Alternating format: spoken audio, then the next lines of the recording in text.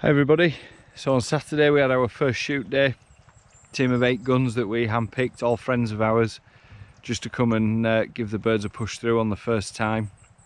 So we picked these guns because they're really selective guns. I think we had 280 something shots for 82 birds, and generally we had a really good show of birds in all the covers and all the drives. Some of the pheasants were still quite young. There was a few that haven't yet fully developed, and they still flew well, but our guns that we put together were really selective and they'll be there for another day, which is what's really important to us. So we're just out feeding up and just pushing everything back from it all being pushed about yesterday. We got very little footage of the shoot day, unfortunately, because the weather was absolutely horrendous. So we were fighting between showers and rain and wind and everything, but we still managed to get all our drives in. So while we're feeding up, I just thought I'd show you that our quinoa in our game cover has now started to die off. It's now started to ripen. So you can see here in the quinoa, all these here are now starting to die.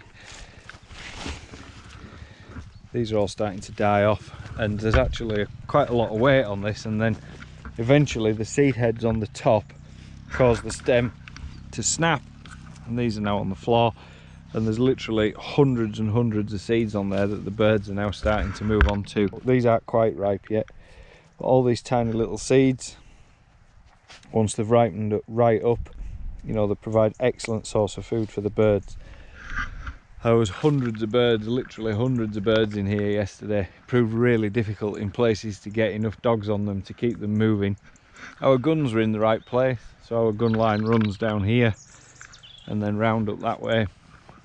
We did have a few problems early on just trying to get the birds up and out the cover, so it might be a little bit thick in some places, but there's still a fair bit of weed and bits and pieces to die off. And now the birds have been pushed about and we know that they're in there and that they fly well, you know, next time we come through it should be a lot different.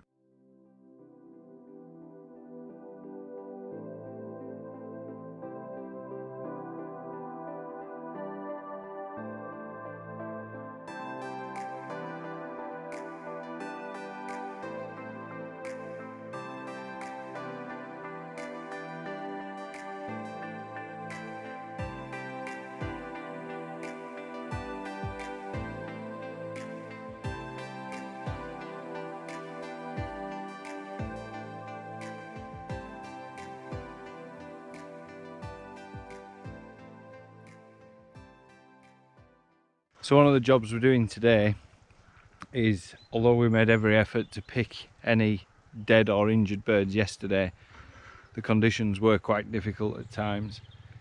So anywhere where we knew that there was something that was either dead or injured, despite our best efforts yesterday, we didn't retrieve them.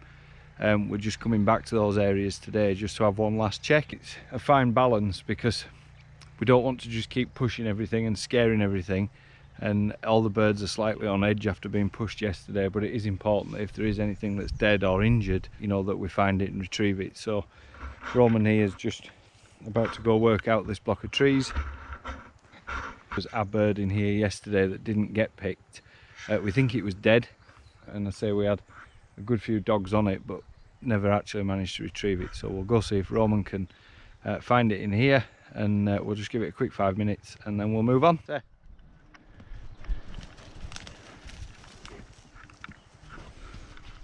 Lost it.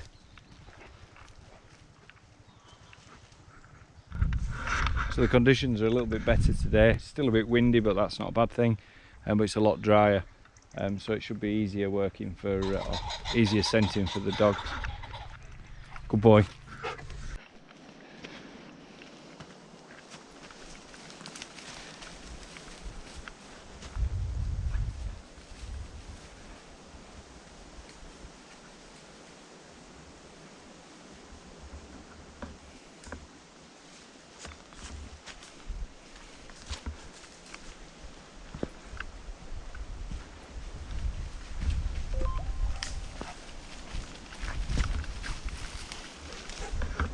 We managed to pick this duck that was shot yesterday, so it was dead, he was just tucked up.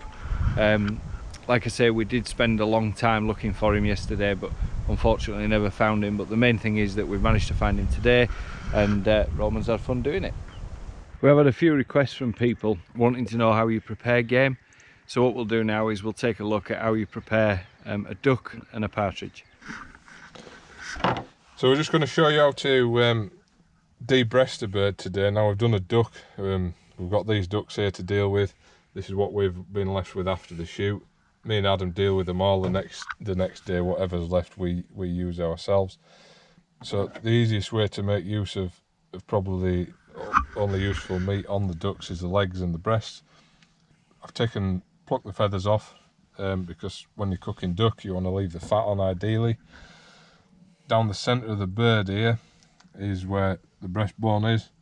Now if you just run your knife along the bone, and then you'll follow the carcass, the bone out.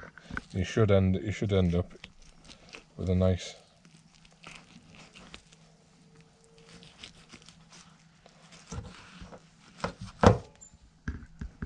breast. We'll process all our spare game like that. It's a great product, nothing's wasted. Let's do the same on the other side. We just don't want people to be daunted by if they get a chance of birds in the feather. You know, there's no reason to be frightened. It's just real quick, easy process, and you've got some great meat to eat afterwards. You know. There we have 2 duck breasts. I'll just show you on a partridge. This one of partridges we shot yesterday. With these, it's a little bit easier. You can leave the fat on if you want, but pinch the skin on the breast. Just lift it away from the carcass. Nick the skin like that, and then just pull.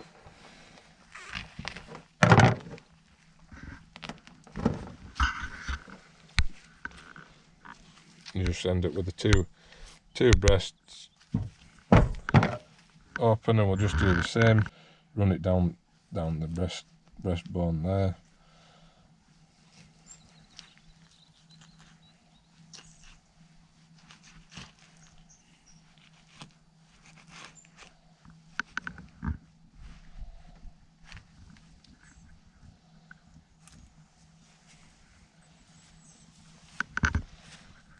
And there we have a partridge breast.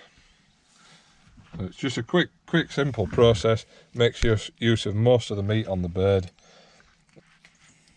It makes the birds quick and efficient to deal with.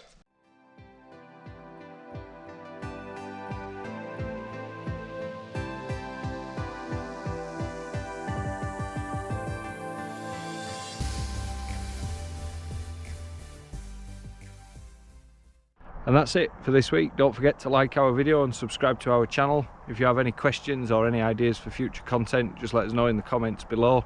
You can also visit us on Facebook by typing into the search bar @Sporting Situations.